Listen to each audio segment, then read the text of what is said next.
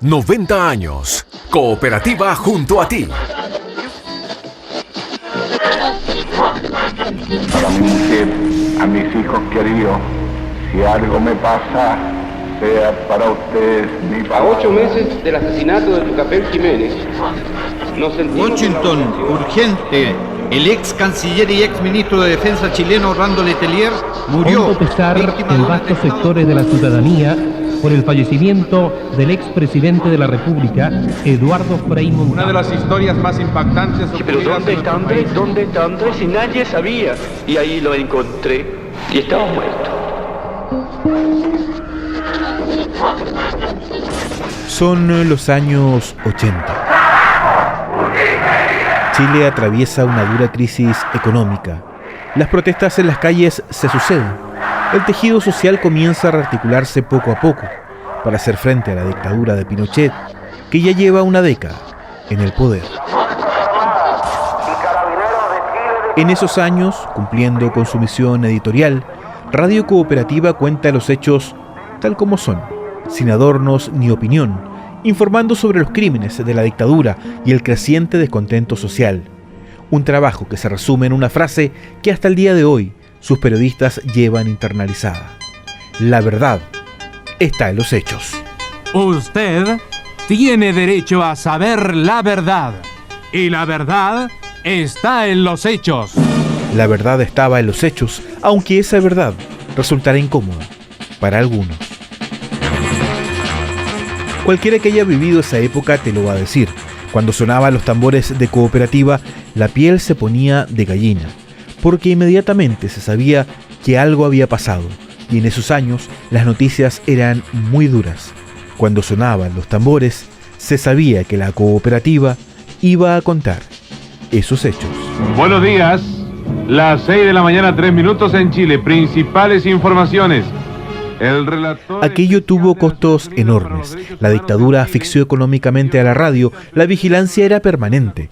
Era muy común ver furgonetas con agentes de inteligencia armados en los alrededores de la radio en la calle Antonio Bolet de Providencia. La dictadura consideraba a Cooperativa como una enemiga. Las amenazas eran constantes. Cuando usted encuentra todo, absolutamente todo malo, usted ya no está haciendo crítica, usted ya es un adversario. Está derechamente en una posición de prácticamente de enemigo, de opositor, de adversario. Aquí tenemos medios de comunicación que son adversarios del gobierno. ¿Podría nombrar? La revista Hoy, la Radio Cooperativa Vitalicia. Lo que escuchas a continuación ocurrió a mediados de los 80. Muy buenas noches. Radio Cooperativa ha estado ausente del aire aproximadamente a partir de 20 minutos para la medianoche. Ello debido a un atentado que se ha sufrido en el sector donde está ubicado nuestros estudios, Antonio Bolet 223. Aproximadamente a esa hora, una bomba de alto poder lacrimógeno lanzada desde fuera, desde un vehículo no identificado, inundó rápidamente todos los sectores de estudios, de prensa, incluso creando problemas serios en algunos de nuestros compañeros de trabajo que se vieron seriamente afectados por los efectos. Los estudios centrales de Cooperativa han sufrido un atentado por parte de desconocidos que, reiteramos, se movilizaban en un automóvil. Dichos individuos lanzaron un artefacto con una alta carga de gas lacrimógeno que afectó de consideración a uno de nuestros radiocontroladores. El alto poder del gas aún permanece en buena medida dentro de nuestros estudios, pero durante 20 minutos más o menos hizo prácticamente irrespirable el aire, por lo que debimos suspender nuestras transmisiones habituales. Es por eso que damos las explicaciones del caso. Cooperativa quiere indicar una cosa en este momento. Somos una radio que expresa su verdad, la noticia donde se da y donde se produce, sin agregados, como es. Ese es nuestro lema. Por eso que durante estos minutos hemos querido estar de nuevo junto a ustedes a lo largo de todo Chile para indicarles que eso fue solo una emergencia, un acto cobarde de quienes no entienden, pero que de ninguna manera impide que Cooperativa, después de estos breves minutos que estaremos con ustedes, mientras se hacen una serie de ejercicios de rigor en estos casos, después Cooperativa volverá a estar con ustedes. Pero antes quiere dirigirse a los auditores de todo Chile de Cooperativa y de nuestras emisoras amigas, el gerente, don Luis Ajenjo Isasi. Muy buenas noches, Enrique, muy buenas noches, señores auditores. La verdad que, como decía Enrique Román, este atentado que afortunadamente no ha costado víctimas ni heridos, no nos va a poder acallar. Radio Cooperativa es una emisora independiente y pluralista que busca servir a su país comunicando la verdad, lo que ocurre en él. Atentados como este, como otros que sufre la prensa en Chile, no van a ser un obstáculo para que nosotros sigamos cumpliendo con nuestra labor de informar. Luis Ajenjo, ¿qué te pasa cuando escuchas esto 40 años después? Qué bueno que dejamos atrás ese tiempo, qué bueno que superamos esa etapa, qué bueno que el país logró salir de esos años. Ese es un episodio, pero hay tantos otros, ¿no? De situaciones que, repito, por suerte el país dejó atrás, que por suerte nosotros dejamos atrás y respecto a las cuales yo por lo menos no tengo ninguna nostalgia. Hoy día siendo un poquito de temor porque no sentíamos temor en ese tiempo. Yo no tenía, bien irresponsablemente, puede ser por la edad, pero no tenía ningún temor en ese tiempo.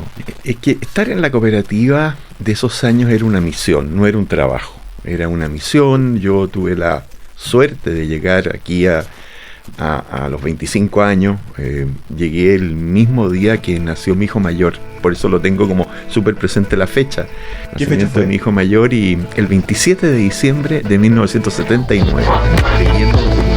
Casi un siglo, compartiendo el mismo aire. 90 años, Cooperativa junto a ti. ¿Cómo estás? Soy Rafael Pardo y te doy la bienvenida a un nuevo capítulo de Cooperativa junto a ti, el podcast en que conmemoramos los 90 años de Radio Cooperativa. En este episodio vamos a hablar de periodismo, de las noticias, de los principios editoriales que han guiado históricamente la labor de cientos de profesionales que han pasado por estos micrófonos. Aquí comenzamos.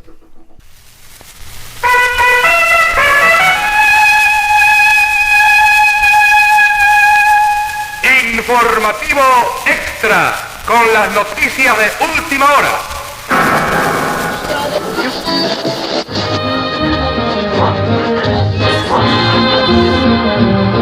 Si miramos hacia atrás, al año que nace la cooperativa, podemos revisar lo que era la programación diaria. En esa, la Cooperativa Vitalicia, de 1935. El día comenzaba con un programa llamado En la Mañana, Gimnasia para Señoras y Caballeros.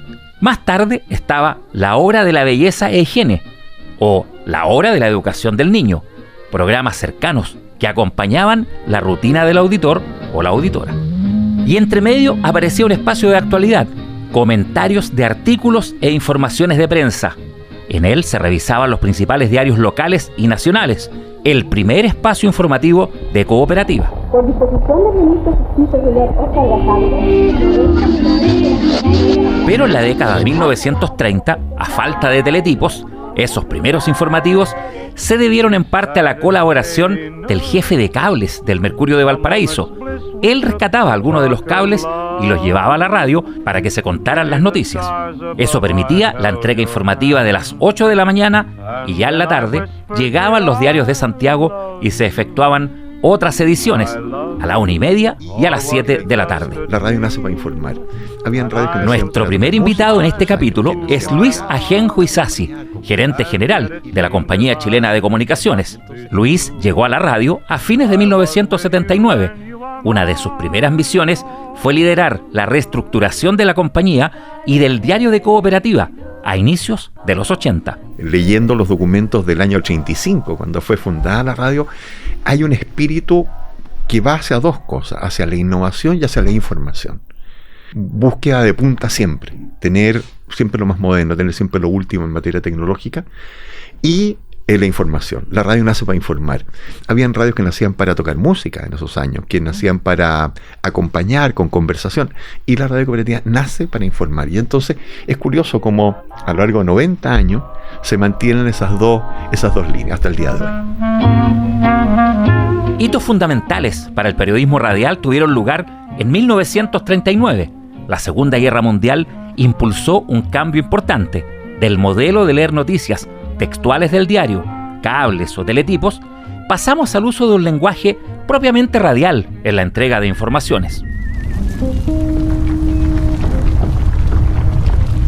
Ese mismo año, en enero, un gran terremoto sacudió a Chillán, dejando decenas de miles de personas muertas.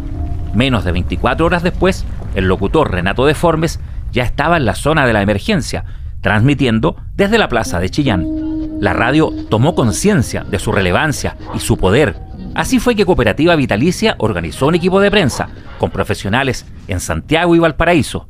Algunas veces, incluso locutores de Santiago viajaban al puerto para la lectura de noticias y viceversa. Esos viajes al puerto, hay que decirlo, generalmente terminaban en una que otra tertulia en la noche porteña. Claro, había que aprovechar el viaje, ¿no? Así comenzaron las noticias en cooperativas. En los años 40, en la cooperativa de Valparaíso, nace Panorama, el primer espacio periodístico basado en investigación y reportajes en profundidad, liderados por Juan Campbell y Emilio Filippi. En paralelo, en Santiago se creaba Reportajes en Cooperativa. Eran escritos por Hernán Millas y Rafael Otero, leídos luego por Sergio Silva, Adolfo Yankelevich, Petronio Romo y Oscar Fock, algunas de las voces más reconocidas en la radiofonía chilena de entonces. Una década más tarde nació una versión temprana de El Diario de Cooperativa. Por primera vez las noticias tenían una estructura. Era una entrega amena, desmarcada de la simple lectura de noticias. En 1958, la radio transmitía su primer debate presidencial y en 1964 se desplegó a un gran equipo por los locales de votación para realizar proyecciones que resultaron ser tan certeras que el diario El Mercurio les dedicó una nota. En aquellos años eran habituales las columnas políticas y de actualidad de un histórico de la radiofonía chilena, Luis Hernández Parker. Fue un típico producto de una sociedad que no ha sido digna de ese nombre. Les informa Manuela Robles, el Instituto Textil. Y las voces femeninas también estaban representadas en Cooperativa desde sus inicios. Por la radio pasaron emblemáticas locutoras y periodistas. La primera periodista radial chilena, Lenka Franulich, también pasó por Cooperativa. A inicios de los 70, la compañía chilena de comunicaciones fue adquirida por la sociedad Publicidad y Propaganda. Salvador Allende llegaba al gobierno y el clima político-social era de alta polarización. ¿Cómo has recibido tú y Allende, tú que has estado tanto con Allende, el triunfo en la zona? Por esos días, Canal 13 emitía un popular programa de conversación y debate político. A esta hora se improvisa, conducido por Jaime Celedón y con un panel conformado exclusivamente por hombres. En respuesta, Cooperativa crea el programa Las Mujeres También Improvisan, con nombres como Raquel Correa, Patricia Guzmán, María Eugenia Oyarzún, Silvia Pinto, entre otras. Radio Cooperativa abre hoy sus micrófonos para recoger distintas posiciones. Eran los años de la Unidad Popular y Cooperativa sufría los embates de la crisis social y económica. La nueva administración debió enfrentar el difícil momento con varias acciones estratégicas para la subsistencia, entre ellas incluso la venta de bonos de solidaridad. En medio de ese clima llegó el golpe.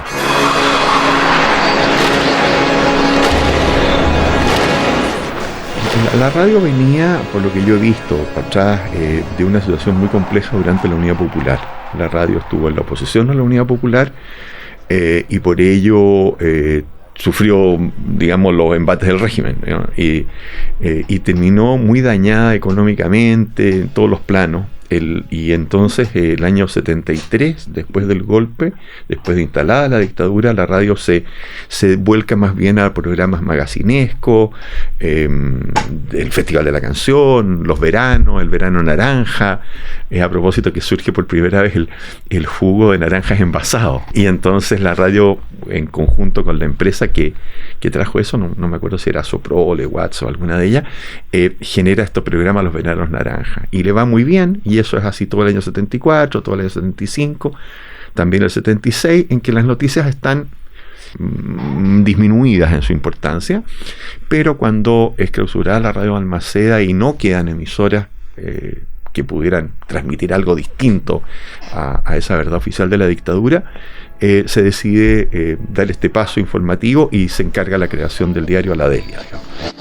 La Delia, que menciona a Luisa Genjo, es Delia Vergara, Premio Nacional de Periodismo 2025.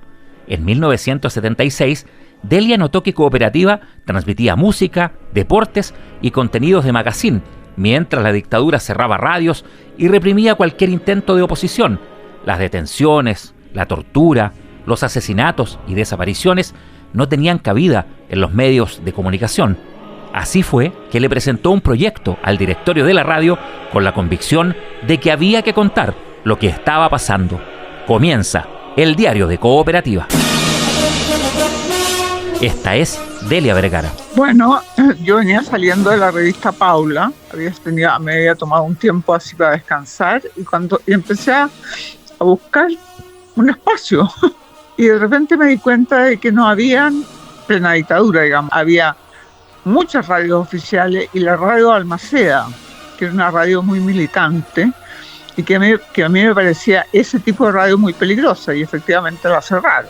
O sea, la cerraron y se acabó la Balmaceda. Entonces, la idea mía que yo propuse al directorio fue hacer una radio periodística, una radio que hiciera periodismo, o sea, con la ética del periodismo, o sea, no una radio militante. Yo no creo en el periodismo militante, o sea, pienso que no es periodismo.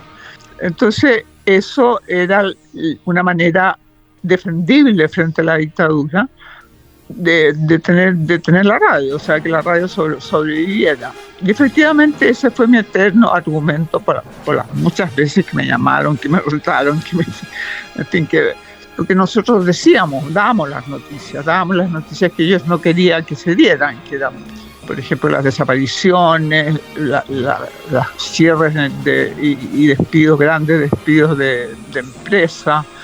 En fin, muchas cosas que no querían que se supieran, nosotros las dábamos. Entonces, hubo mucho que defender ahí, pues, porque no querían que nosotros existiéramos, pero tampoco nunca se atrevieron a cerrarnos. Y eso fue porque yo defendí bien, yo pienso, la existencia de la radio con el argumento de que la libertad de prensa era sagrada. Oye, era bien difícil argumentar contra eso. Pues. Y me encanta que la cooperativa hoy día tenga esa misma línea editorial. Delia eligió al equipo, incorporó a varios nombres de la radio Balmaceda, cerrada por la dictadura. Comenzaron a preparar el diario de Cooperativa en septiembre de 1976, 2 meses antes de salir al aire. Su primera asignación la tuvieron clara desde el principio. Washington, agencia UPI. Un artefacto explosivo que destruyó un vehículo cerca de la embajada de Rumania hirió gravemente a 3 personas. Un vocero del Servicio de Protección del Ejecutivo, una agencia federal que brinda protección a la Casa Blanca y a las embajadas extranjeras en Washington, dijo que uno de los heridos podía ser un diplomático extranjero en servicio o retirado. En cualquier instante entregaremos mayores informaciones. Inmediatamente antes que saliera el diario fue que mataron a Letelier. Nosotros partimos con esa noticia y descubrimos, reporteamos y descubrimos quiénes eran los que habían matado a Letelier. Entonces, en ese tiempo todos los corresponsales extranjeros hacían sede en la cooperativa, se instalaban todos ahí. Entonces lo que yo hacía es que les daba las noticias a ellos y ellos la publicaban. Por ejemplo, esa de Letelier la publicó en el Washington Post. Entonces nosotros sacábamos las noticias de los diarios extranjeros. Ajá. No como si fueran reporteadas por nosotros. O sea, argucia para protegernos. O sea, había que tener mucho cuidado. Yo tuve mucho cuidado de no perder la radio. Era muy importante no perderla. Había que tener mucho cuidado. Y ahí descubríamos formas en que diéramos las noticias sin pisar callos, digamos, sin ser oposición, sino que siendo solamente profesionales. Asesinado Orlando Letelier. Washington, urgente. El ex canciller y ex ministro de Defensa chileno encomendado a una misión a Estados Unidos, en la cual fui encarnado por mis superiores. Es verdad que el día que tú llegas a la radio es el día que matan a Letelier, ¿no? Y ahí parte esta historia, ¿no? Ahí partió esta historia. O sea, yo llegué, mataron a Letelier 3 días antes, pero yo ya estaba preparando el equipo. Te fijas, ya tenía más o menos el equipo armado. Así que inmediatamente que llegamos, nos concentramos en esa noticia y dimos el golpe. Wow. Fue la primera asignación que tuvo el equipo del Diario Cooperativo. Fue la primera radio que la dio y la que se atrevió a darlo. Imagínate. Oficialmente, el 21 de noviembre de 1976 nació el Diario de Cooperativa. Su primer conductor fue Patricio Bañados, rol que también cumplieron Arturo Navarro, Jaime Moreno Laval y Sergio Campos, entre otros. El primer Diario Cooperativa creo que lo dirigió Patricio Bañados. También estuvo Juan Ramón Silva, otro periodista muy prestigiado, en los tiempos de Elia Vergara. Después estuvo Arturo Navarro, el esposo de Patricia Polis, el que fue director del Centro Cultural de la Estación Mapocho. Estuvo Felipe Pozo también. Estuvo Freddy Juve. Todo ese tiempo, del 76 al 80. El Diario Cooperativa que se transmitía con Delia Vergara era de las 7 de la mañana a las 8:30. De 7 a 8 noticias internacionales. A las 7:30 deportes con Cañón Alonso. De 7:30 a 8 noticias nacionales que eran del Poder Judicial, del mundo sindical, etcétera, etcétera, derechos humanos y todo eso. Y a las 8 había varios comentaristas. Los comentaristas eran al principio Raúl Asbun, que después salió del noticiario. Raúl Asbun hablaba de sus temas. Estaba Sergio Livington, estaba Pepe Rosasco, que hablaba del libro. Juan Grau, que fue el médico, el primero que impulsó el medio ambiente como un tema. Claro.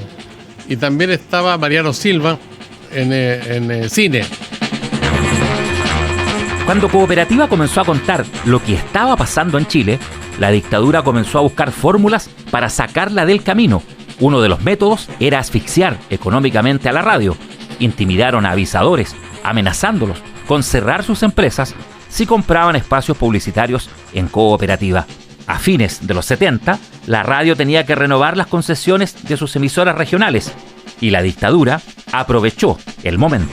La reacción es fuerte, se clausuran todas las emisoras de provincia, queda solo Valparaíso y Temuco, se clausuran Antofagasta, Copiapó, La Serena, Concepción, Valdivia, Puerto Montt, etcétera.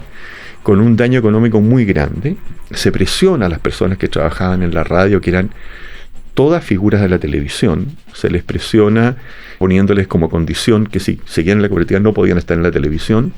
Todos ceden y se van a la televisión.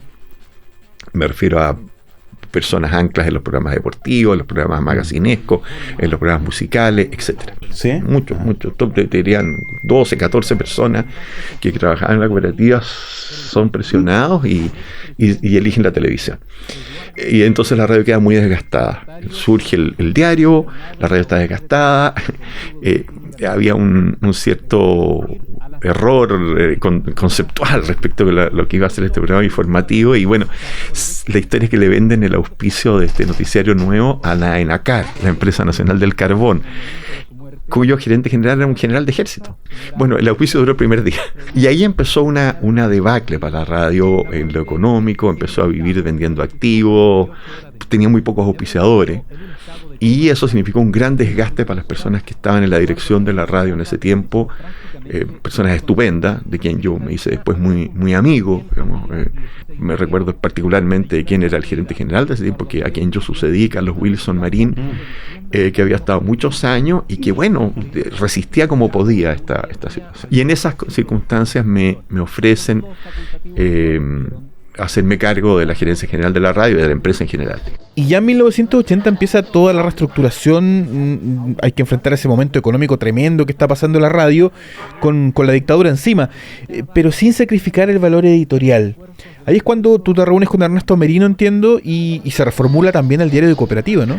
Claro, surge una propuesta de Ernesto Merino, que era un publicista con gran conocimiento de radio, una persona muy comprometida además con las ideas de la defensa de la democracia, y entonces yo no lo conocía, me lo presentan y tuvimos un fiato, como se decía en esos años, muy inmediato, y yo había hecho un análisis de las perspectivas de la radio en lo comercial, en lo informativo, cómo bajar los gastos, cómo adecuarse a lo que hacían.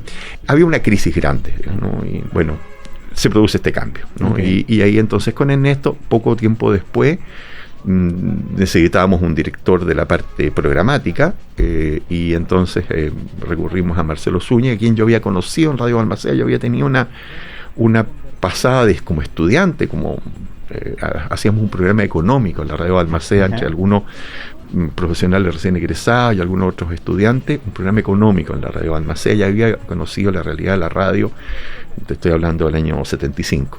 Entonces había conocido a Marcelo, sabía quién era. Marcelo en ese momento estaba en Radio Chilena. Marcelo tenía un programa en la radio, algunas horas en la noche, un programa bien escuchado, y le propusimos irse a la cooperativa. Y así fue como se fue armando este grupo de la cooperativa, este equipo. Y el cambio más fundamental, yo diría, es que el diario Cooperativa abandonó un poco la opinión y introdujo más el reporteo, ¿no? Y ahí viene ese viejo eslogan, usted tiene derecho a saber la verdad, y la verdad está en los hechos. Eso coincidía también con que el país entraba a otra etapa.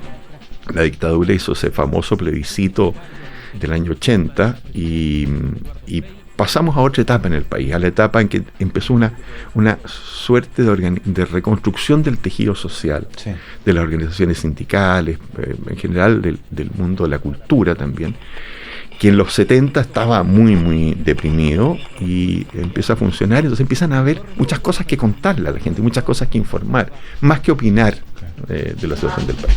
Decidimos hacer por primera vez el paro nacional y a la vez impulsarlo con las nuevas organizaciones sindicales.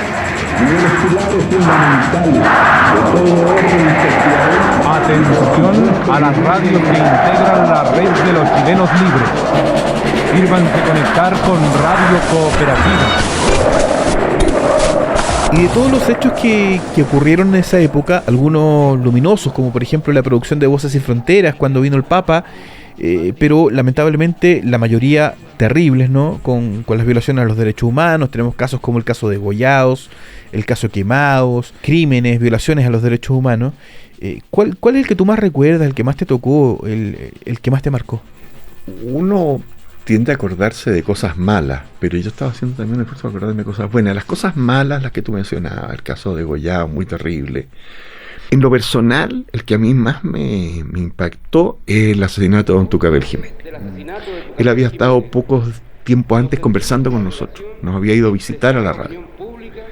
Lo habíamos recibido, yo lo conocía ligeramente porque alguna vez había hecho unas asesorías sindicales tiempo antes, y él nos fue a contar que iban a reorganizar el movimiento sindical con otros dirigentes. Entonces, una persona muy sencilla, muy simpática, muy cercana, y nos fue a contar para decirnos que él quería que nosotros lo apoyáramos en su... Yo le dije, mire, si usted hace cosas, nosotros esas cosas las vamos a contar y las vamos a informar. Pero no me imaginé que pocos después íbamos a informar de su muerte. Entonces fue un caso muy, muy fregado. Yo he leído después el expediente, y claro, es una cosa en que el Estado de Chile, organizado con recursos del Estado, con recursos del Ejército, se pone de acuerdo y complota para asesinar a un señor que era un dirigente sindical sencillo, humilde, pacífico, trabajador. Y ese caso es el que más me impactó. Y en las cosas buenas, yo diría, el apoyo de la gente, el reconocimiento a la audiencia de la radio, como la radio fue ganando audiencia, fue creciendo en audiencia, como las encuestas de audiencia tuvieron que ir reconociendo eso. Una de las personas que hacía las encuestas en esos años me dijo, no te puedo poner primero. Está ahí primero, pero no te puedo poner primero. Es una cosa bien curiosa. Bueno, poco tiempo después cambió esa empresa, cambió de propietarios, y las nuevas personas que estuvieron a cargo de la encuesta sí se atrevieron a ponernos primero, y fue un hito grande. Entonces uno se sentía muy respaldado por el público, y bueno, las penuras de que no teníamos avisos. Cada vez que nos clausuraban sacaban los avisos. Había pocos empresarios. Francisco Javier Errázuriz, Frafra, empresario de esos años muy famoso, era el único que mantenía sus avisos. Negociaba bien, los precios había que bajárselos mucho, pero sus empresas, que eran compañías de seguro, AFP, supermercados, mantenían su avisaje, que fue una cosa bien curiosa porque era un hombre de derecha, un hombre cercano a la dictadura, pero mantenía eso. Y los otros eran empresas extranjeras. Las líneas aéreas, por ejemplo, habían avisos de la Scandinavian Airways y claro, pero por supuesto no estaban los avisos de Lanchile en ese tiempo ni otras compañías. Era bien penosa la vida económica, muy chiquitito, éramos solo 40 personas en ese tiempo en la radio, pero el apoyo del público era como lo que daba una perspectiva esperanzadora. Tantas veces te mataron, tantas resucitaron. Eran años durísimos. A menudo tocaban las puertas de la radio familiares de personas detenidas.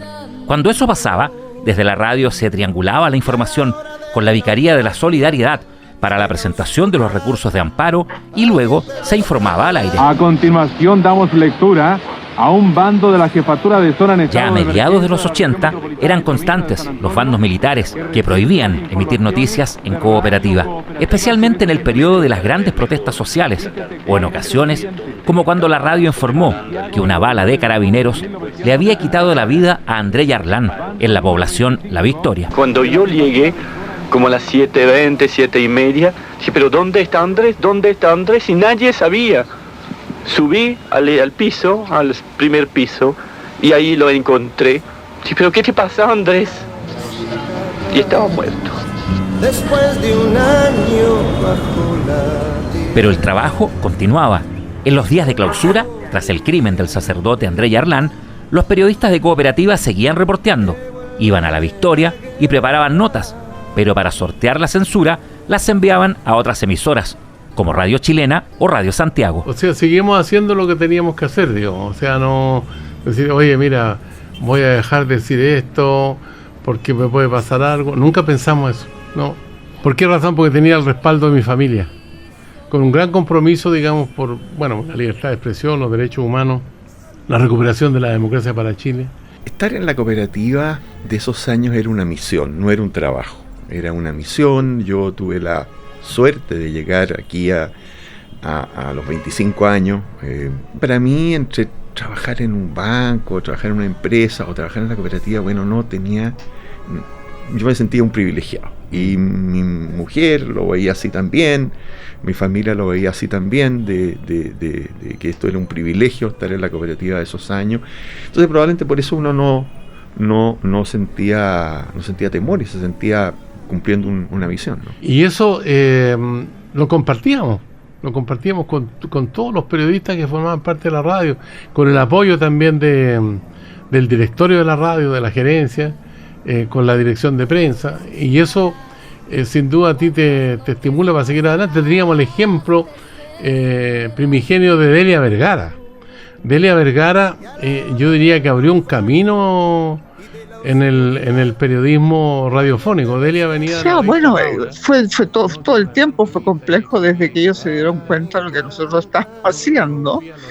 Muchos llamados, o sea, yo me pasé muchas veces en el Ministerio de Defensa, en la DINACO, me llamaban, me retaban, me decían que me iban a clausurar, y yo les decía, bueno, mi defensa, estamos haciendo lo que el periodismo tiene que hacer. Y bueno, y además, bueno, era joven, era bonita, eso ayudaba.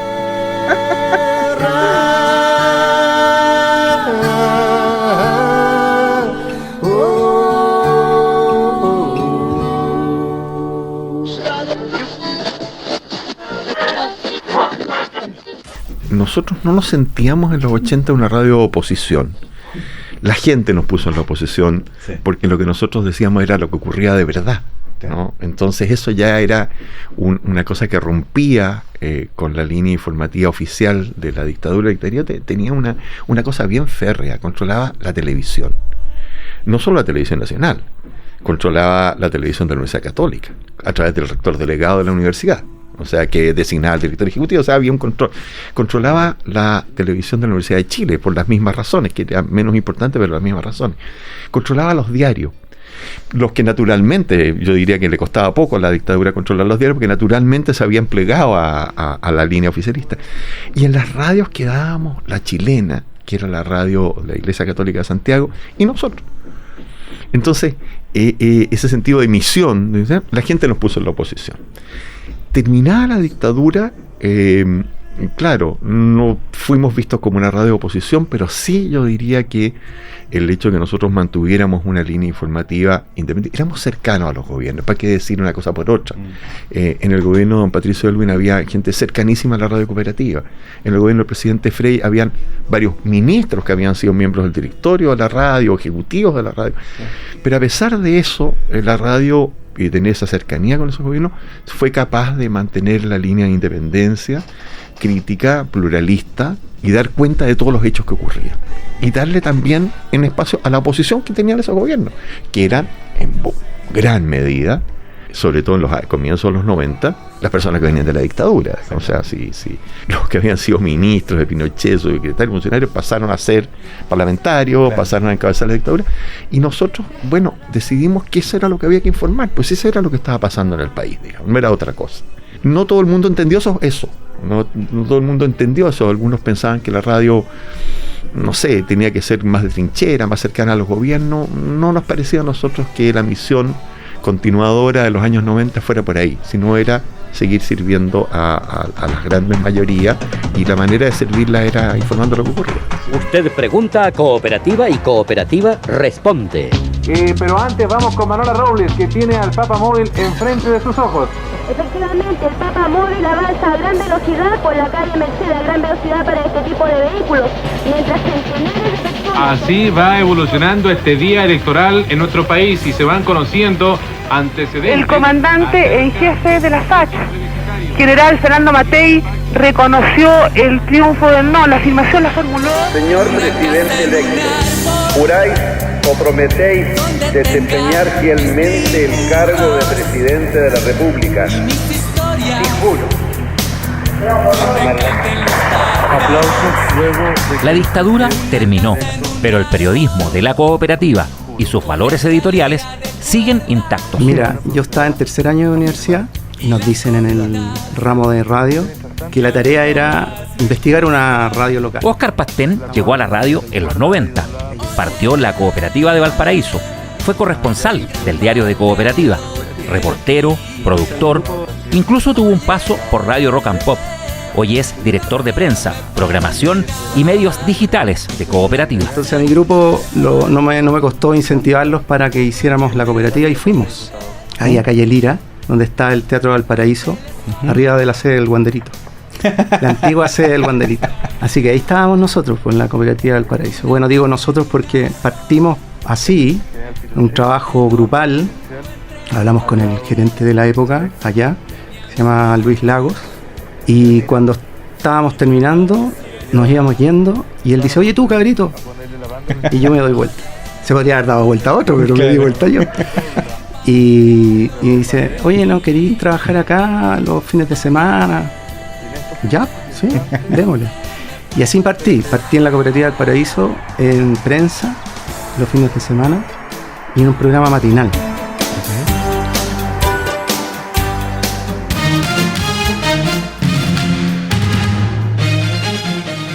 Claro, yo diría que la impronta, la fortaleza periodística de la radio se forjó en dictadura, pero trascendió hasta el día de hoy en un montón de pilares, como por ejemplo el pluralismo, la distancia crítica, el rigor informativo. Hay un marco ahí que va hacia la audiencia, y la audiencia lo devuelve con atributos que son súper relevantes para nosotros, como la confianza que ellos dicen tenernos y la credibilidad que ellos dicen tenernos. Entonces es súper potente ese trabajo que fue forjándose muy piano y que fue trascendiendo cuando volvió la democracia, y se fue consolidando en un estilo de hacer las cosas, en un rigor informativo, en un marco de calidad también, de cuidado a la dignidad humana, a los derechos humanos, a los principios democráticos. Entonces yo creo que eso tiene como valor que se impregna en todos acá en Cooperativa, los que estamos obviamente y los que llegan. Pinochet se encuentra detenido en Londres. 15 efectivos de 3 minutos para las 11 de la noche en Chile. El ataque norteamericano sobre Bagdad es una realidad. Hay informaciones que señalan que el Pentágono... Pero ¿alguna vez te preguntaste cómo se construyen las noticias? ¿Cómo funciona un departamento de prensa? ¿Cómo se hace el diario de Cooperativa? A ver, hay un director de prensa, que es el director de la radio. Esta es Verónica Franco, subeditora general de prensa. Después de él, en prensa, está el editor general, que es Eugenio Sierralta. Ahí viene una subeditora general, que soy yo, que además conduzco 2 ediciones del diario de Cooperativa, en la mañana y a mediodía, con Rodrigo Vergara, que es uno de los editores. Perfecto. Él es editor en la mañana, en la tarde es editor Francisco Becerra. Pero hay también editores que están en las cercanías de prensa, atentos a un programa en particular, que es Lo que queda del día, y ahí están Paula Molina y Rafael Pardo. Claro. ¿Sí? Pero hay mucha gente. Están los reporteros, a quienes ustedes escuchan a diario al aire con las noticias, que son una parte fundamental del trabajo de Cooperativa. Hay reporteros políticos, hay un reportero de economía, hay reporteros que ven temas más bien vinculados a lo judicial, a la sociedad, a lo social, y corresponsales en regiones. Pero, ¿cómo funciona esa maquinaria? ¿Cómo se hace un noticiero? ¿Cómo se definen los temas? Por ejemplo, me imagino que hay una reunión de pauta. ¿Cómo funciona todo ese tren de trabajo? Hay que ponerse de acuerdo. Hay que ponerse de acuerdo, porque aunque tengamos periodistas para reportear, es imposible que lo cubramos todo, y por lo tanto uno tiene que privilegiar, que decidir dónde va a poner el foco y además cuál va a ser ese foco. Entonces nosotros, cuando salimos del noticiero a las 9 de la mañana, en vez de tomar desayuno al tiro, o a lo mejor con el cafecito en la mano, nos vamos a la oficina de Eugenio Sierralta con Rodrigo Vergara, y a las 9:05 ya estamos con todo más o menos claro respecto de quién va a hacer qué en el día, cuáles van a ser los temas que vamos a seguir, cuál va a ser el foco que vamos a poner en esos temas, y atentos además a lo que pueda estar surgiendo, porque las noticias son vivas. Evolucionan, claro. Déjame decirte antes que la gente puede malentender esto de decidimos el foco que le vamos a dar a la información. Claro. Porque la gente tiende a entender que hay una verdad y que los hechos son los hechos, y que la verdad está en los hechos, como decía nuestro propio claim. Y eso es cierto. Y la verdad está en los hechos cuando decimos que está lloviendo, o que hay sol, o que mañana va a caer nieve en Santiago y que hay que tener cuidado al conducir, ¿no? O que hay un choque en la esquina de Salvador con Providencia y que hay congestión.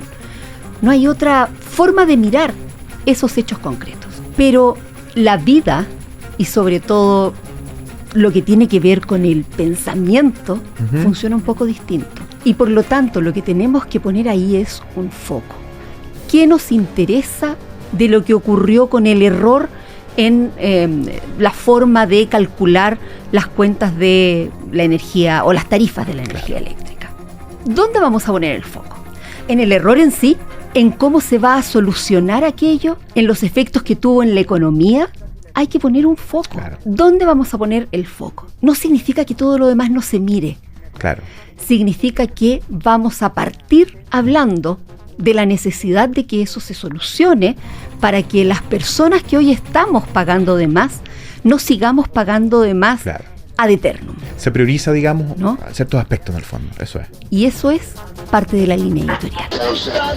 La información de este minuto en el diario de Cooperativa nos dice que un avión se ha estrellado contra una de las torres del World Trade Center de la comuna de Maipú, entregando el primer reporte de lo que ha sido este fuerte movimiento telúrico que se ha vivido hace algunos minutos, por lo menos. Oscar, ¿qué tan importantes son los valores editoriales en momentos como los que se viven hoy a nivel global, donde la democracia está amenazada, donde podríamos decir que están surgiendo o resurgiendo ciertas formas de ver el mundo que ponen en duda los valores democráticos?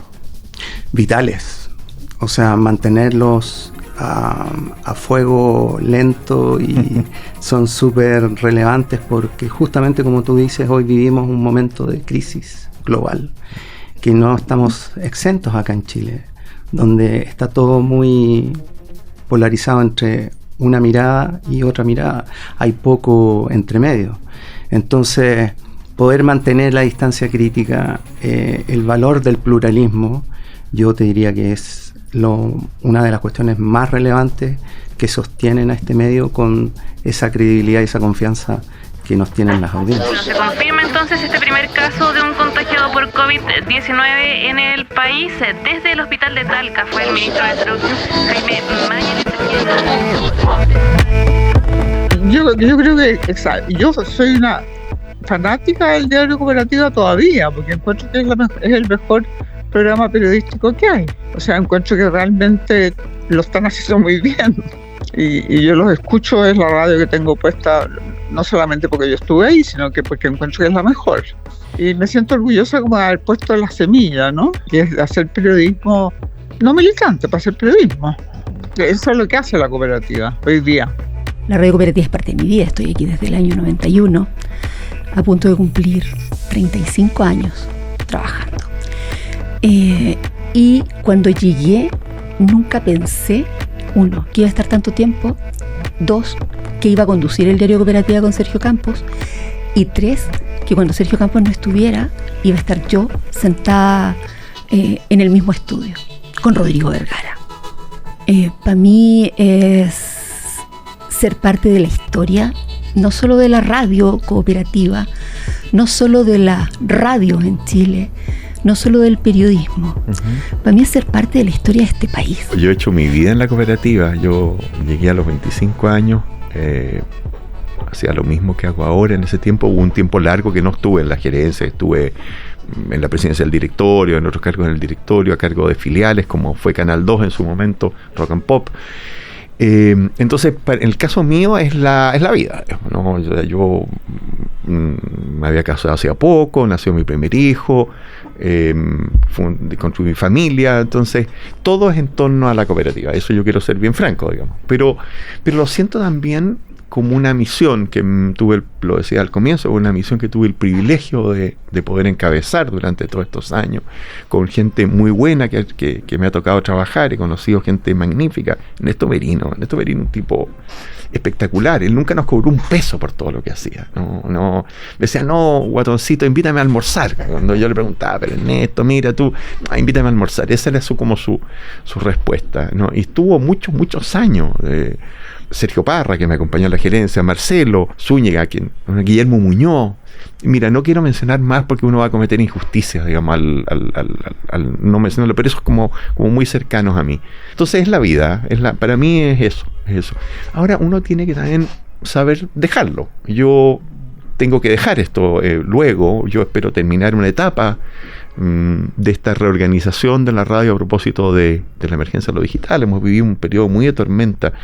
El estallido social fue muy difícil para nosotros en todos los planos.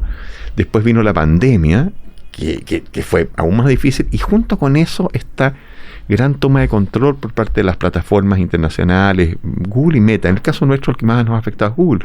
Entonces, esta reorganización, esta reconstrucción de la cooperativa, yo siento que es mi última etapa y que uno tiene que saber también dejarlo. Y lo hago con mucho gusto, contento, y siento que han sido 40 y tantos años muy buenos para mí y para mi familia.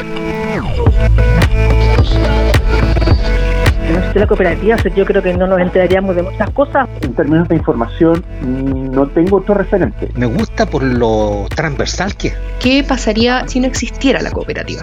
Sería trágico. 90 años, impresionante, ¿eh? Y obviamente cuando hay alguna situación de emergencia, la primera reacción es informarnos a través de la cooperativa. En realidad, cada vez que puedo la estoy escuchando. Casi un siglo, compartiendo el mismo aire. 90 años, cooperativa junto a ti. En el próximo capítulo, no estamos soñando, es verdad. El deporte en la radio.